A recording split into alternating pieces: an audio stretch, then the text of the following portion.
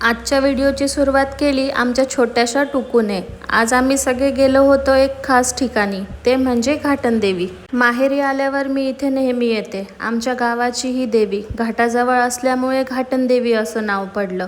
आणि तिथे एकूण 2 मंदिरं आहेत, वरची घाटनदेवी आणि खालची घाटनदेवी। आम्ही सगळ्यात आधी गेलो वरच्या घाटनदेवीला। मंदिरात गेल्या गेल्या खूप छान वाटत होतं। आम्ही सगळ्यांनी छान दर्शन घेतलं आणि देवी तर खूप सुंदर दिसत होती। आणि आम्ही घरून निघतानाच छान जेवणाचे डबे घेऊन गेलो होतो। दर्शन झाल्यावर सगळ्यांनी छान जेवण केलं। त्यानंतर सगळे बसून छान गप्पा मारत होतो। घरचं जेवण, फॅमिली सोबतची मज्जा म्हणजे वेगळंच सुख।